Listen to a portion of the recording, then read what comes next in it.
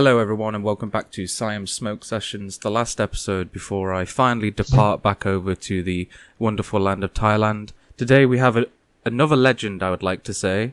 I actually had a pleasure in reading their little bio, and it's been an honor to kind of follow their journey, and I have to admit, probably one of the people and group of people that helped inspire me to kind of go down this journey of kind of cannabis journalism, I guess you could say. So today we have Carl K. Linn from Cannabox. How you doing, Carl? I'm doing great today. Thanks for asking. How are you? I'm doing really good, man. It's honestly, it's an honor to talk to you. Thank you so much for coming on the pod. It's my pleasure, and it's my honor. You know, I've been listening to you guys for quite some time. You've got a great podcast. I would say it's the best one I know of for cannabis in Thailand, for sure. And as a cannabis guy myself, it's my go-to whenever I have some time to listen to a podcast. So I'm honored to be here. That's really appreciated, man. Thank you for that. That means a lot. I'm glad to hear that the people I look up to, especially, also appreciate what I do and what me and Bill do. So thank you for that. Well, you know, I don't just throw that out there as a pleasantry. I really do mean that, because I think education is so critical for cannabis in general, but much more so for Thailand because of what it represents. It's the way that it presents itself to the globe in a very specific way. It has a comparative advantage against really all other countries in the fact that it has Thai traditional medicine to bring to the table as it presents a version of medical marijuana, medical cannabis that we haven't seen before. So without education, none of this is possible. And a podcast like yours that brings it to the masses is just key. So please keep up the good work. Much appreciated, man. And it's that kind of energy that keeps me going and drives me to do this stuff. So thank you for that. But enough about like my amazing self and what I do. But tell us about you, Carl. Tell us about give us your hero origin story. Right. Well, yeah, it all started 95 years ago. No, sometimes it feels that I'm that old. I'm a little bit old for the cannabis generation, and I like that, you know, because I feel like I rediscovered cannabis, I'd say when I was in my late 40s. I had enjoyed cannabis as a high school kid, which I don't think it was wise, you know, looking back on it. By the time I became a senior, I started slowing down with it. There's something about getting started too young that I think can turn you off a little bit because of the antisocial nature of those who smoked too much weed in high school. And maybe that was me. I don't have any big regrets. I went off to college and I still smoked intermittently, but I wasn't a huge head like I was my maybe sophomore and junior years of high school. Yeah. Got back into weed, so my relationship with weed has gone up and down for years. And then when I got into my late 40s, I rediscovered it because I provided it to my mother, who was suffering from a congenital spine issue, which was exceedingly painful. And I came down to see her. I was living in Canada at the time, and she was in Florida. And I saw what pain she was in and the amount of opioids she was taking. And I immediately thought of introducing her to cannabis, which I did. And it reunited me with cannabis as well as taking away my mom's pain. It was one of those situations. I'm sure you've seen a few of these on YouTube where it's like a miracle situation, where typically it's an older person who's suffering, whether it's from Alzheimer's or uncontrollable shaking. In my mother's case, it was just chronic pain at the bottom of her spine. And really within minutes, the pain would lift and it would be all but gone. And, you know, the look on her face the first few times it happened was just amazing. And it made me realize how important cannabis can be. And I got back into it then and really haven't stopped since. I don't see any reason to. I can't imagine, other than simple tolerance breaks, having a life without cannabis right now. It's a fantastic way to, it really is. I can't imagine doing it without cannabis. And all the simple little things that we stereotypically think of old people as complaining about. Well, cannabis has an answer to all of them. Yep. It really does. So from there, I at that point, I I had my own consulting and writing business based in Canada at the time.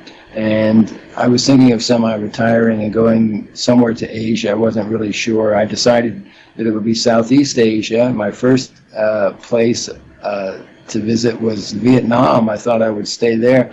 I wanted to write about the economics of Southeast Asia because it's such an amazing place economically. It's made such great strides, going from huge levels of poverty to some countries. Thailand isn't too bad, having reduced their poverty exponentially. And I wanted to find out more about how that was happening in Vietnam, but the communists there had other ideas. They didn't really like me poking my nose around. So after my first 3 months, when I left to do a visa run, they decided not to let me back in. But that was all destiny because where I went was Thailand, and I've been here ever since. And I imagine that I will spend the rest of my life here, outside of a few international trips, because it's just the place for me. And it was in Thailand that I saw that the cannabis industry was something that could really make a huge difference, particularly in economies like Thailand, which were middle-income economies that have been struggling to get to the table of the wealthier nations. And the more I looked into it from an economic perspective, the more sense it made. And so I started writing about it long before it became fully decriminalized. And I've been here writing about it ever since. And so many doors have opened to me. I'm so grateful to the cannabis community here, which is amazing. Along the way, I also became an advisor of a new startup that I'm really excited about. And I'm sure we'll get into that later. But it's a cannabis delivery system with its own mobile app. It's called Cannabox. And I met the now CEO at Wilson's Cafe here in Rawai, Phuket. And one thing led to another. The next thing you know, I'm the senior advisor of what I think is a startup that really brings all the great things of Thai cannabis together. But we can get into that in a minute. Right now, I'm here waiting for that business to launch.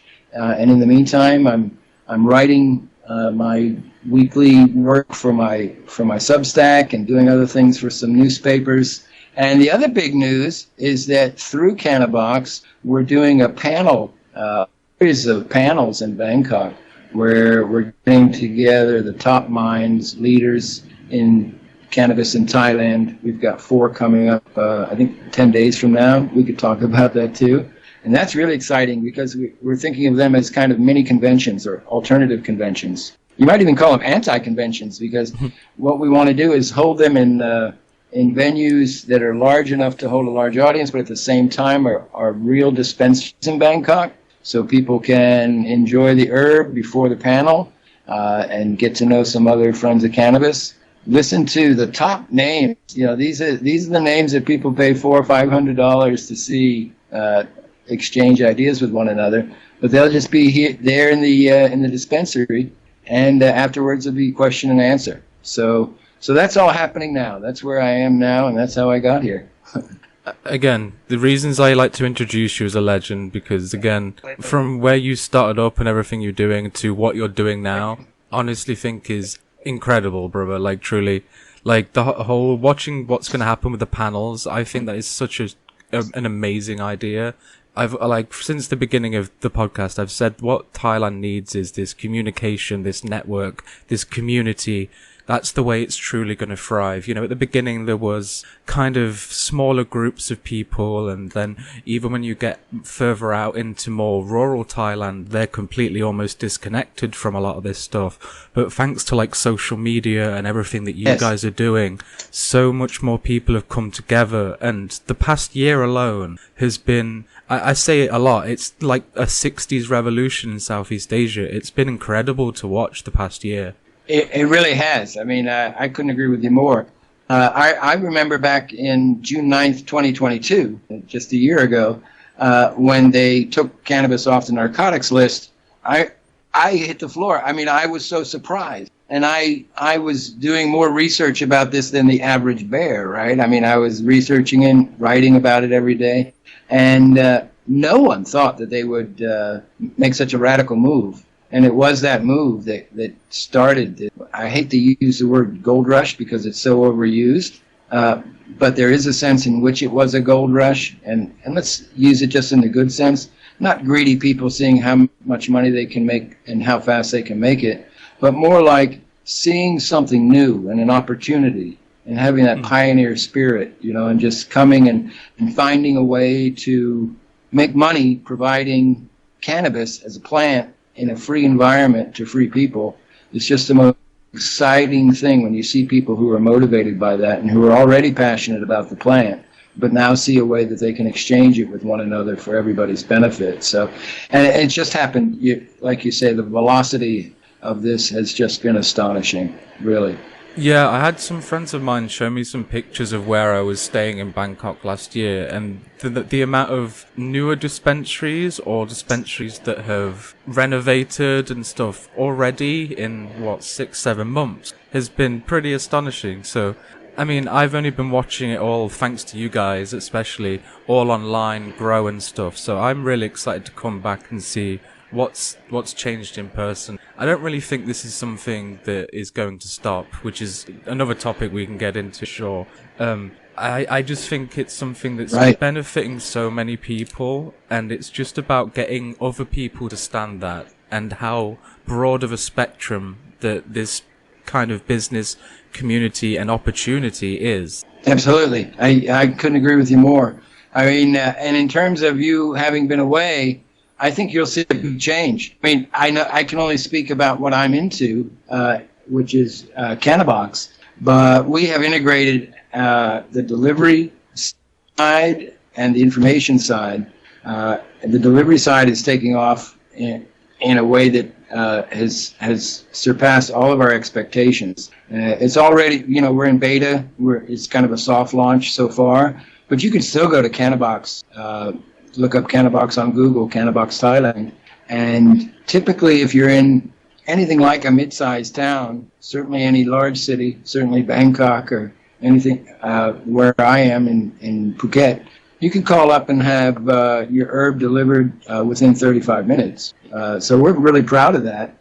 We want to stretch out into more rural areas, into smaller towns, but everything is going well on that. And with regard to our information, we're going to be integrating, more of our blog posts with these panels and following up with the panelists themselves so that we can get interviews from them. Because what they're doing is some of the most innovative work of any entrepreneurs anywhere, never mind the cannabis industry. I mean, they are figuring out how to create revenue streams that are reliable in a very volatile environment where no one really knows what the rules will be. We know that there was scary news recently about putting cannabis back on the narcotics list. Yet these innovators, these entrepreneurs, and the employees, just as passionate and deserve just as much credit, are still moving in the direction that their passion has pointed them, which is make cannabis available to those who want it, make the medicine available to the patients who need it. So I was at one of these events. The event that kind of inspired us at Cannabox to have more of these events was at 420 in Bangkok just last week. Yeah. And it was amazing. It was like twice the amount of people anyone expected. We had some great speakers up there, and people just didn't want to leave. So people just hung out and transitioned right into the sunset and into the evening. Bands came out and played, and it was just a great time.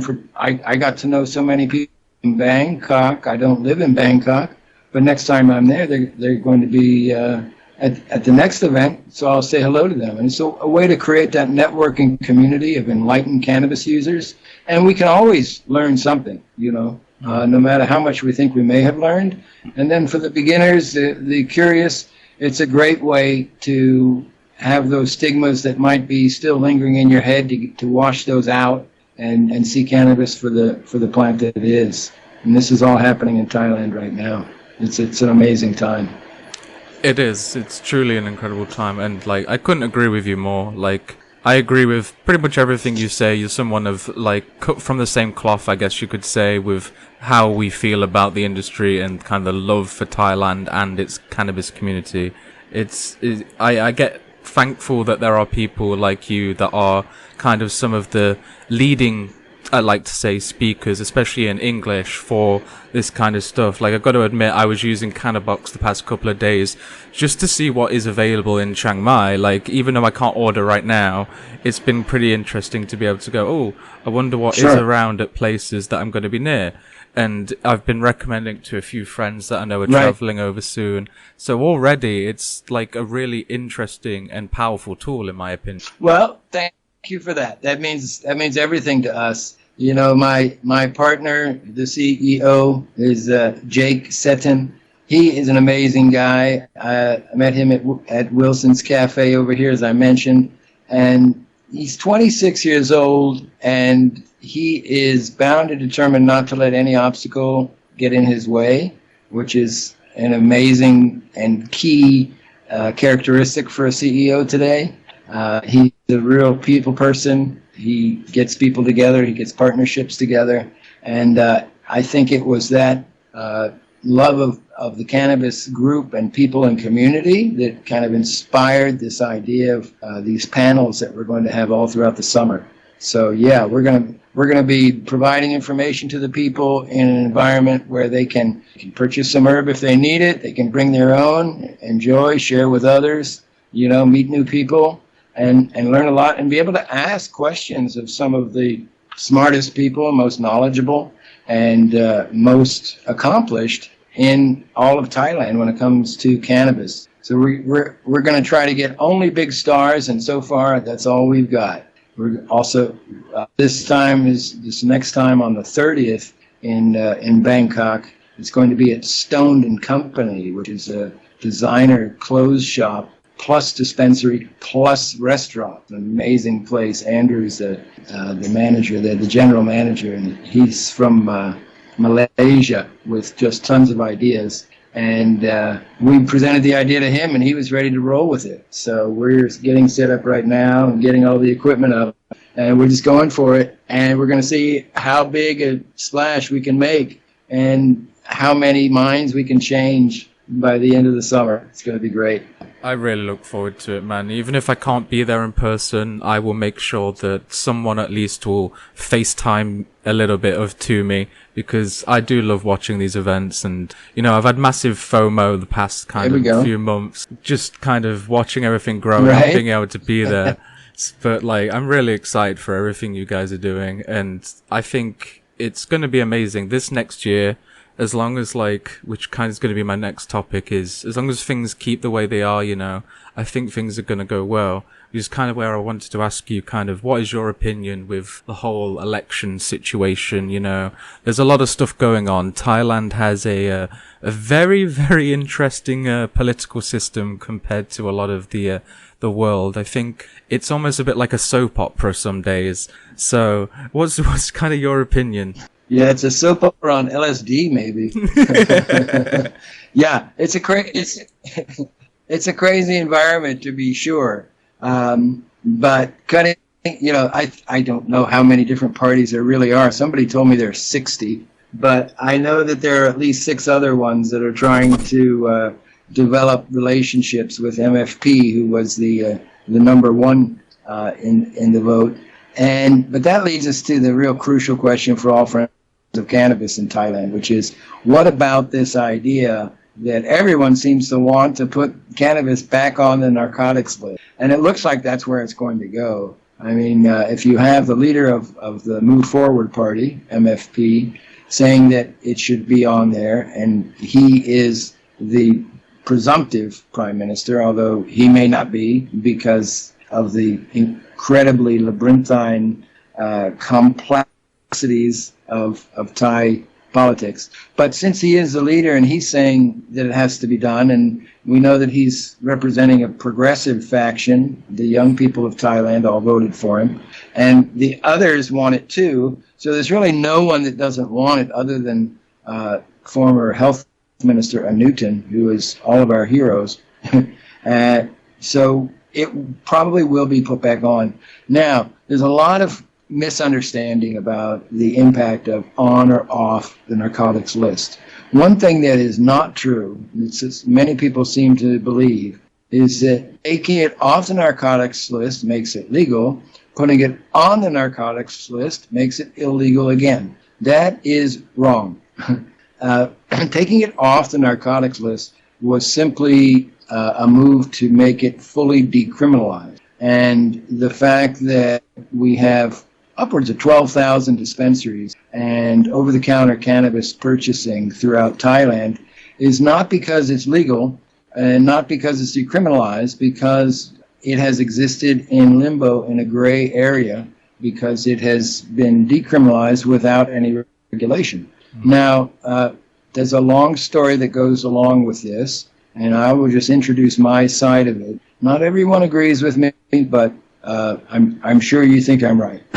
And that is that Anutin's move to take cannabis off the narcotics list without any clear regulations was not a mistake. It did not lead to chaos. It was an act of genius, and it was done in the name of the plant. So he should be applauded and go down in history as a very courageous political leader who did it because he knew that would be the way to start, excuse my language, a freaking fire, which is exactly what he did. And to a certain degree, that's unstoppable now. And because it was able to grow so fast, we can now make certain economic projections about the amount of revenue that it represents. And these numbers are just not to be believed. The recent numbers I heard were far below other numbers that I've been able to work on. And we'll put the numbers to aside for a second. But the fact is, everyone knows if we are allowed to provide cannabis in the way that we have been, that lots of people will be employed in jobs that didn't exist before and are much better than the ones they had before. These cannabis sector jobs are not to be taken lightly. They're getting better and better. They're coming with benefits now. We have some huge joint ventures, particularly in cultivation. And they're not going away. I mean, they've just invested millions in gorgeous and highly advanced, at a technological level, facilities that include everything that needs to be done in terms of from seed to manufacturing and sending it off to retailers to be sold. And the jobs that are on offer are all for Thais, of course, and they're great jobs. I was talking to one chap who is providing any schooling through university for any student age worker. These are things, that only wealthy countries, and those companies inside of those wealthy countries have been able to provide. So that's just a huge benefit for Thailand in the most general sense of its quality of life, providing better jobs. So that'll happen. And what was my point with him?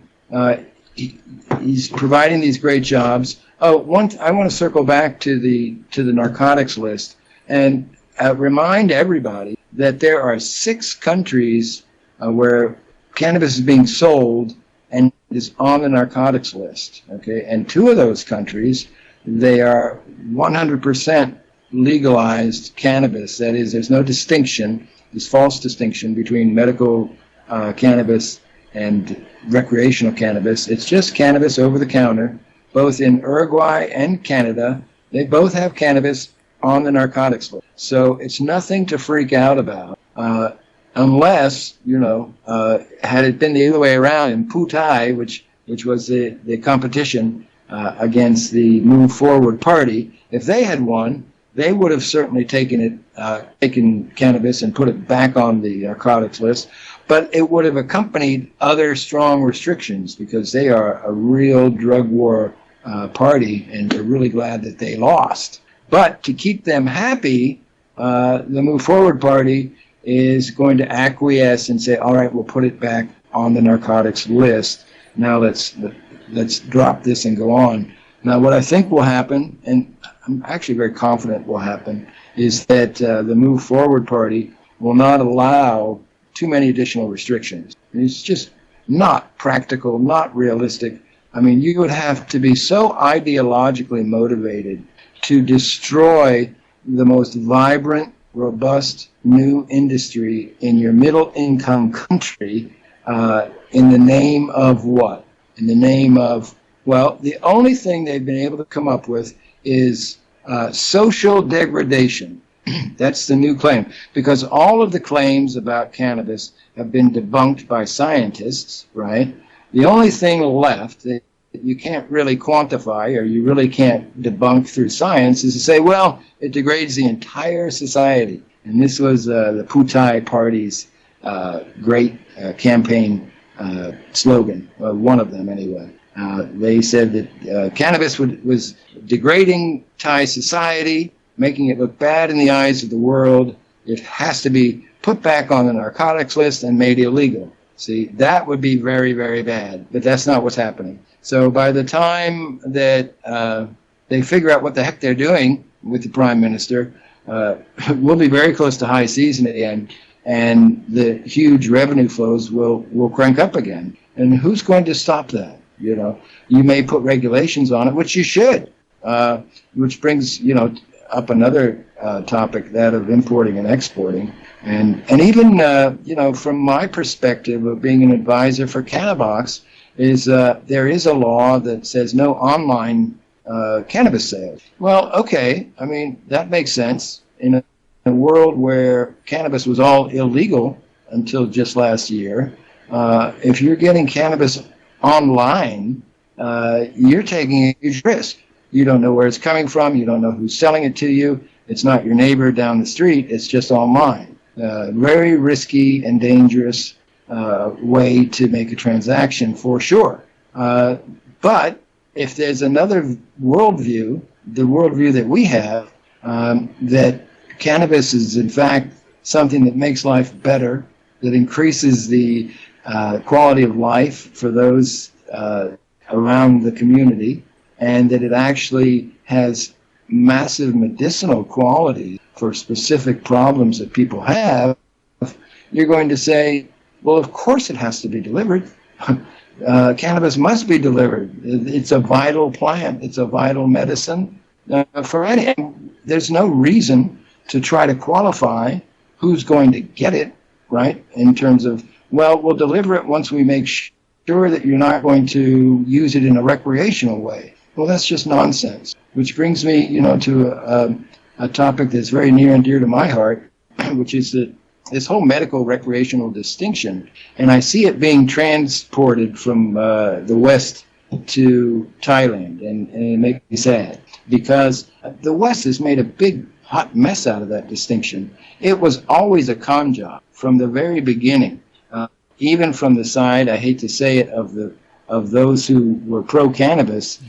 They got the attorneys together to find out how they could introduce cannabis to the mainstream, and they decided the way to do it was to introduce it as medical only, right? And even at the time, people were talking about the slow walk strategy that will, this will help acculturate the citizenry, and the social acceptance will be faster this way, and then we can just make it fully legal.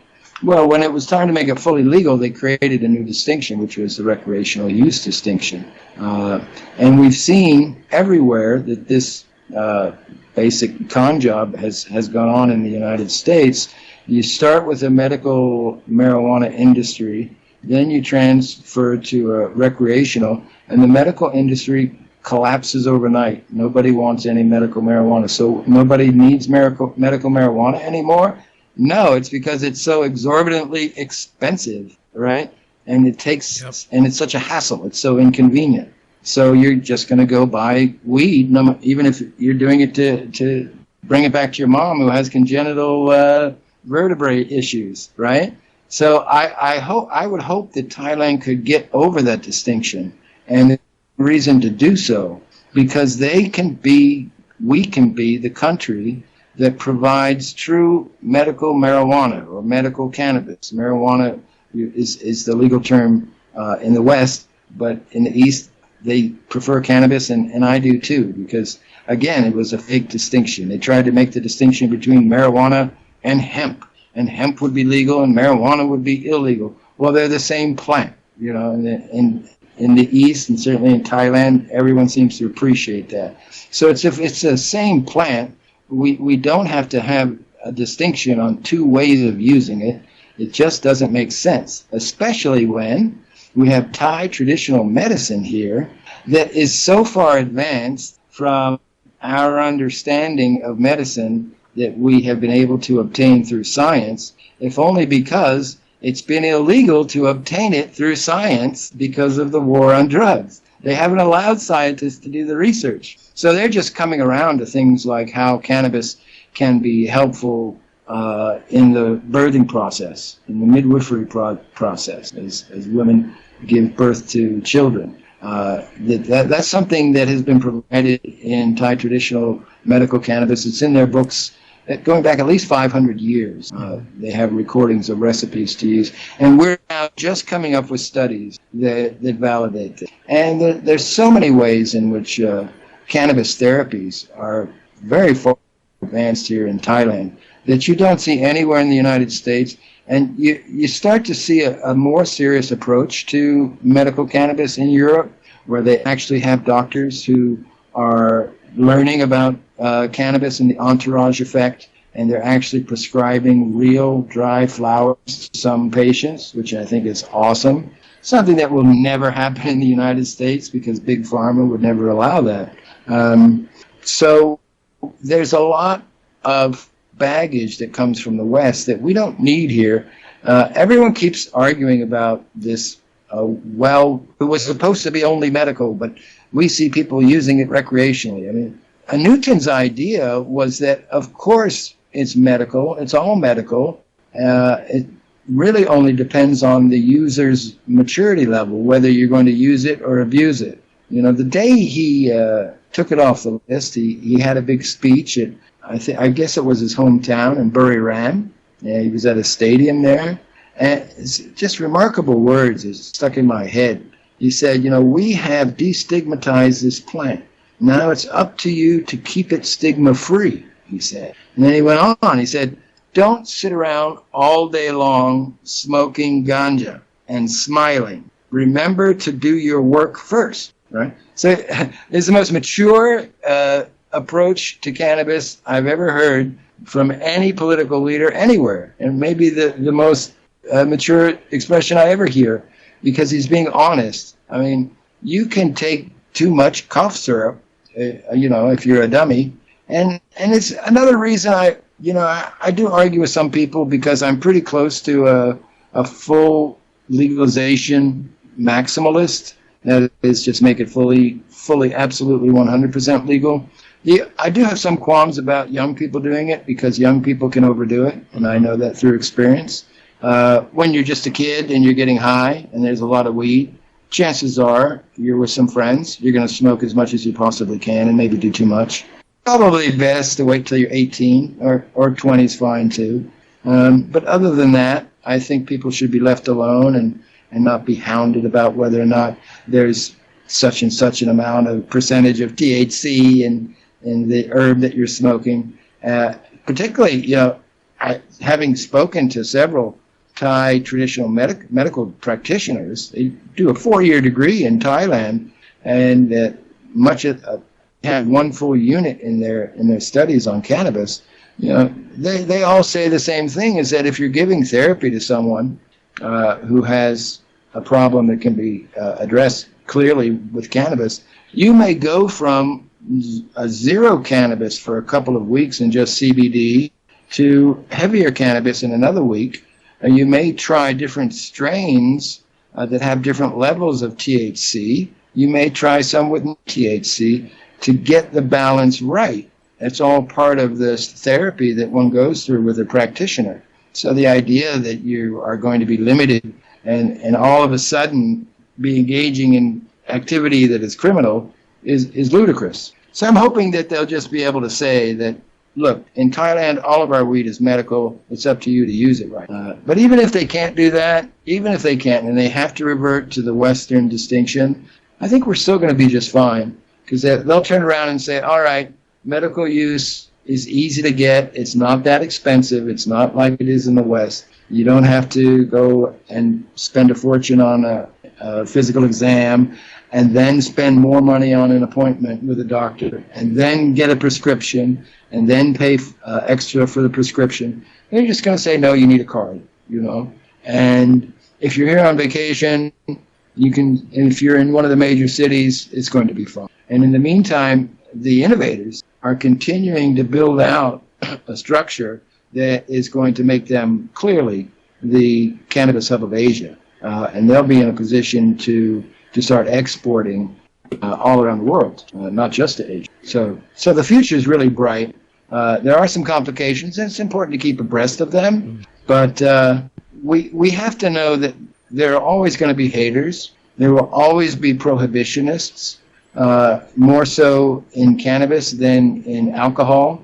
If you look at the history of alcohol prohibition, afterwards you still had some crazy people running around vandalizing saloons, even though the laws had changed. Yep. And so not everyone goes along with the paradigm shift, and some of these people get into politics. So we have to keep our eyes open and always fight against stigmas, or as we've seen recently, very ambitious politicians who want to stir up the fear of old stigmas in cannabis in order to gain a few votes on the margin. Yeah, I'll leave it there for now. I could not agree more, man. Could not agree more. Mm-hmm. I sat thinking, I could remember back when I was in school, and, you learn about in biology all the systems of the body, the respiratory system, the circulatory blood system. Never, ever a mention of the endocannabinoid system. And I sit and think back to that, but why? Why was that never mentioned? And when I did my research and looked into the endocannabinoid system and looked how far in the evolutionary line we've had this, it's almost like we grew up with the plant, and in some senses I would say we did. Yes. And to me, that is where I start and try and educate people on, well, this is a medical thing, even if it's quote-unquote recreational or not. You have a biological system in your body that, through different entourage effects, let's say, through terpenes and stuff, act different ways. And I've always seen it improve, when done right, people's lives. I, for example, am one, I'm very autistic. My social capabilities without this plant, before I got involved with anything to do with cannabis, I would never ever have dreamed that I'd be on any podcast or radio or anything like that. It changed my life, and that was just one aspect of it. And when people understand these, just even small medical things, that how it can not only just be used for that, but such a wide variety of things. Like you said at the beginning of the episode, a lot of old people problems can be solved with this plant. And I think that's the education people need to look at. And I think the medicinal understanding and the kind of cut off from the stigma of recreation needs to kind of be more publicized. And I'm very glad that you are someone that also sees that. Yes. Yeah, well, I couldn't agree more. I mean, the endocannabinoid system is key, and really the best way I have of summing up the impact of cannabis on the system is that you have this endocannabinoid system, and it is like a balancing beam, and I don't mean a beam that one balances on, but the old balancing beam that the construction workers used to use in order to see that the line was straight, and the bubble will go to the left or the bubble will go to the right. And in order to balance that and provide that homeostasis where you have optimal wellness in that system, you need certain cannabinoids to come in at certain times and hit certain receptors. Everything that cannabis provides our system, we also provide our system through our brain and through our activities. But sometimes we need a little bit of help in balancing, and that's what the cannabis is for. There are lots of people, I was surprised to discover, that really love CBD and do not like getting high at all, so they don't take THC products. But CBD has an impact on their wellness. That's fine too. I think that the key to THC, the andamide, which was discovered by the Jewish scientist from Israel who just passed away, Dr. Meshulam, this is something that we can get ourselves. We can provide this high for ourselves, but it takes a lot of doing, whether it's intensive exercise, massive meditation.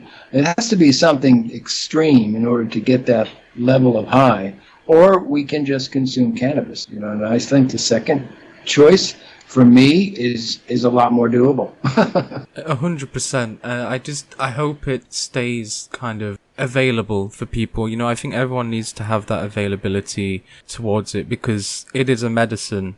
And, cutting off and going back to, let's say, like an early American style of, get a medical card and that's the only way, I would see would completely shut off a lot of things for Thailand. It's one of those where I think yeah. Go ahead. I'm sorry. It's okay. I was just going to say, it's one of those things. I think the exit kind of force that like Thailand shut out. The day Anutin let the cat out the bag, I guess you could say.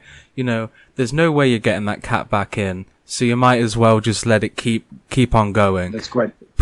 Maybe make in a kind of a imaginary sense for this cat. Put it in boundaries, but let it run. Yeah. Well, I too hope that I don't need a medical card, but if I do, they've already done a couple of tests with the medical card, by the way.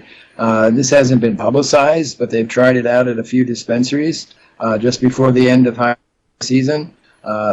Basically just with their employees and so on. So they have the pattern ready to go if that's what has to happen. I'm with you. I hope it doesn't have to happen. The idea of having the availability, you provide it like aspirin or something at a pharmacy or at a dispensary. I mean, all of our dispensaries are already licensed. There may be some that aren't, and those would be closed down, of course. The other aspect of this is that it looks very strong, according to a lot of my sources, in terms of one restriction that's coming will be not so much at the consumption level, but at the retail level. They will be insisting that all dispensaries have paperwork for all of their weed. So it has to be tested, a COA, a certificate of authenticity.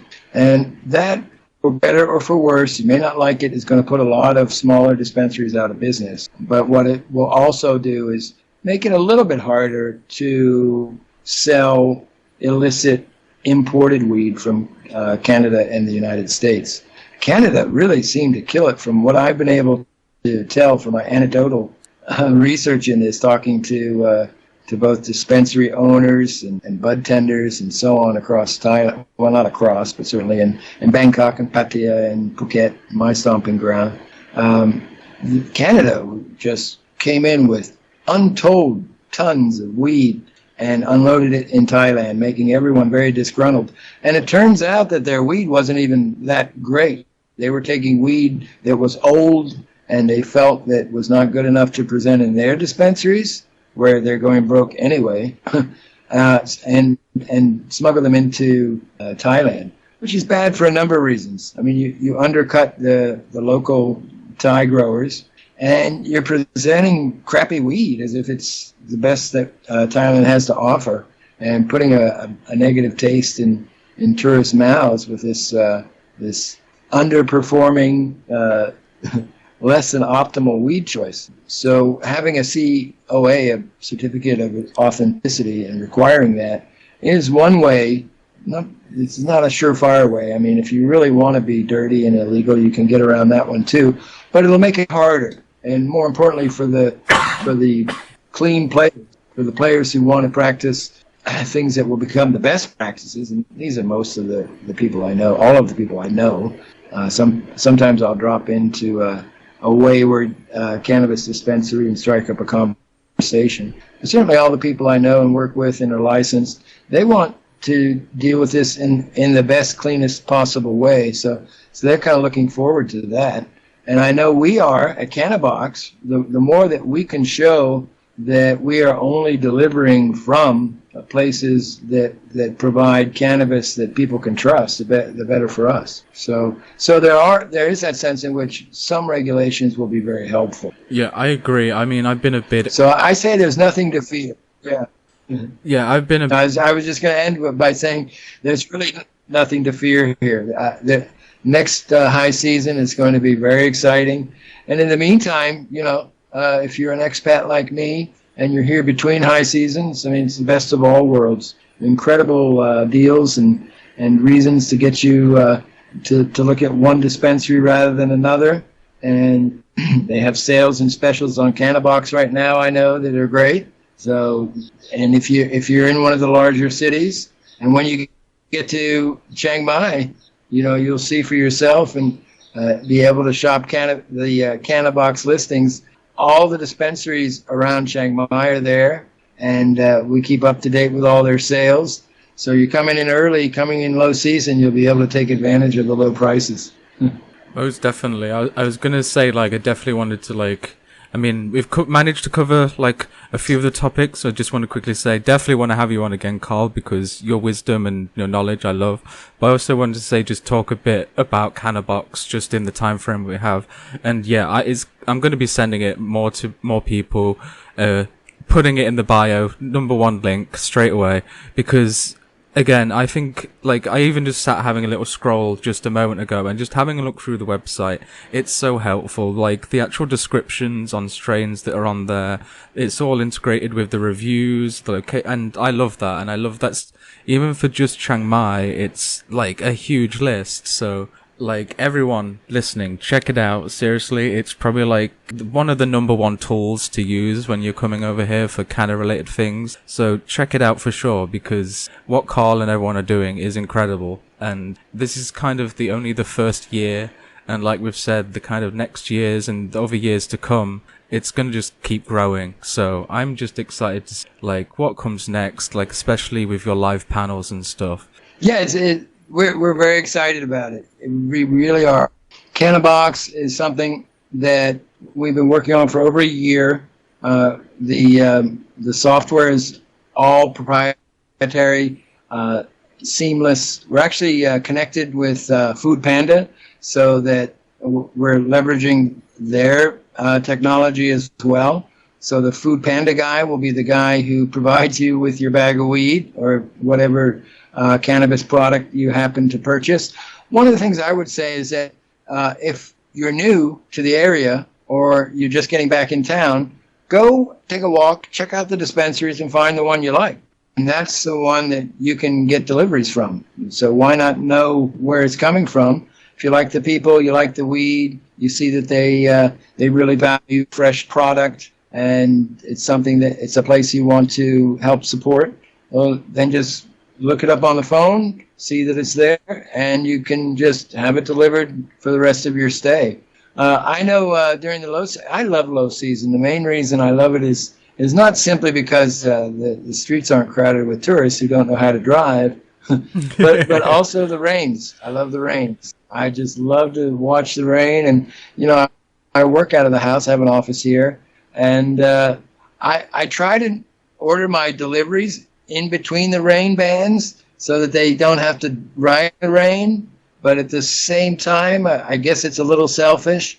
I know that whatever happens, I don't have to go wet to get my weed. So it works out really well. So yeah, go check out the dispensaries, because they're cool places, and they've probably evolved since you've been here last, man.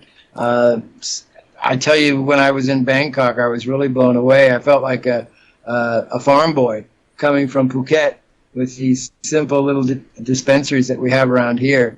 And in Bangkok, these were just world historic, unbelievable interior spaces with outdoor spaces for smoking that are away from the street, of course. And just the effort that's being put into creating these different ambiances is really impressive. And that's an aspect of cannabis culture that we never want to lose. I hate to get it too corporate or too medical. The idea of walking into a hospital to get your cannabis. It's better than not getting any cannabis, I'm sure, but it's so much nicer to walk into a place that has that feel and that groove, and to know that you can indulge in some herb consumption right there, because many of the spots have places to smoke as well. So you don't want to give up that, but you do want to have the option of having it delivered. I know I like it delivered also when I come back from the beach. I'm kind of wiped out, just want to chill and drink some water and wait for my weed to come. So yeah, Cannabox is it. If you're in Thailand, I'll be a pitch man here at the end. we want you all to come and visit Cannabox. Order your cannabis on the order page, and then while you're waiting, flip over to, we call it Town Hall, which is the information hub that I manage and supervise, or whatever I do with it. I just give advice to some really smart people who also work there. And you can flip right over to Town Hall, learn all about cannabis. We've got all the different categories there. Get into some policy analysis like we did today, or just get into the medicinal aspects and the science of it, and sign up for our newsletter and come to our panels. That's what we're really excited about this summer. This is the summer of Bangkok panels for Cannabox and cannabis in Thailand. Right on. Awesome, man. And thank you again for coming on the podcast. It's meant a lot. And I definitely want to have you on again. Definitely want to have more of the team on again, because I'm a big fan of what you guys are doing, especially Town Hall. I love the articles you do. I always love the artwork that comes with the articles. And I just think it's very important, especially for people coming in or people who do speak English and even Thai as well, to understand all this education and knowledge. And I think you guys do a really good job on all the spectrums, especially now as well with the panels on doing that. So thank you for coming on, and thank you for everything you do, brother. Hey, the pleasure is all mine. And thank you again for taking the time, doing the research and the homework to make this a great interview. I really enjoyed it.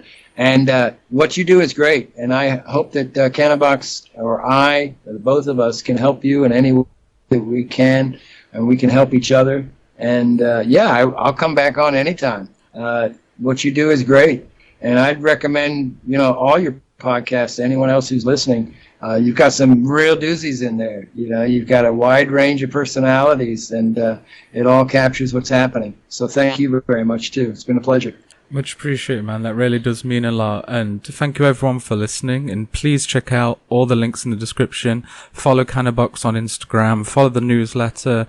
Look at the website. Just trust me, it's all worth it, because the knowledge and just the interesting, I could scroll through strains in different shops for hours. And if you're like me, you'll enjoy the website. So please, everyone, check it out. And hopefully the next episode you'll hear of me, I won't be in England. I will finally be back over. So with that done, thank you everyone for listening, and that is it from me. Goodbye.